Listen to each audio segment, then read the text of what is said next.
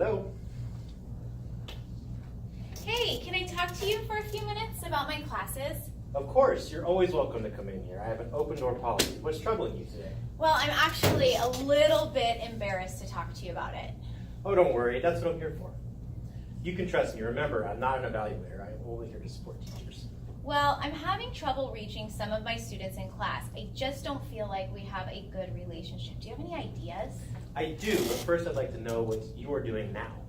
Well, right now, I am giving a lot of rewards for positive behavior, things like candy and chips. Okay, that is one way to build relationships. Have you tried any methods for getting to know your students? Well, not really. Aside from greeting them at the door, I find that there's just not enough time for those one-on-one conversations.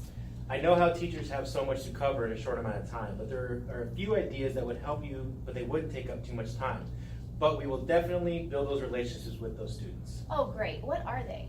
One idea is to incorporate personal anecdotes into your warm-ups, or you can engage the students in conversation while you're walking around the classroom, monitoring group work or independent work. Another idea is that doesn't take away from class time is you can go out to lunch and make an effort to chat with a few students each week. Oh, I love those. Is there anything else? Yes, students really appreciate it when you make time for them. Something as simple as having your door open at lunch or before school or after school shows the students that you are there to support them.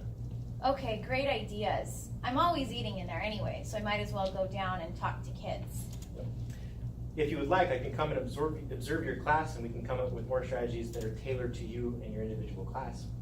Well, maybe. I do not want to intrude, but just remember I am here to help. I am not an evaluator.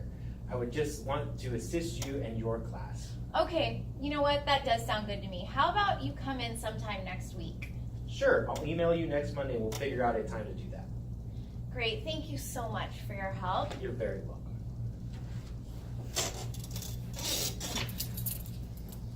Hello.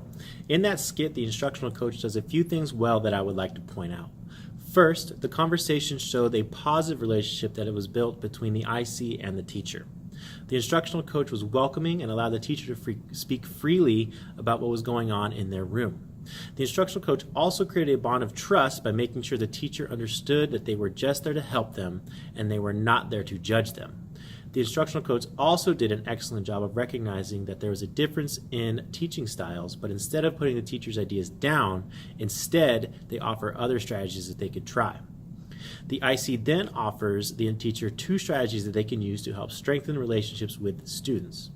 The teacher has two new strategies they can use from the IC, including using personal anecdotes in warm-ups and having an open door policy for students if they need it. Then the IC offers to help the teacher by further observing her in her classroom.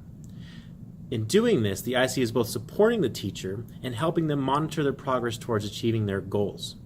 The IC also reminds the teacher that they are here to help and they are, again, not there to judge them or to be an evaluator, but they are going to provide specific examples on how to help them get better in their classroom.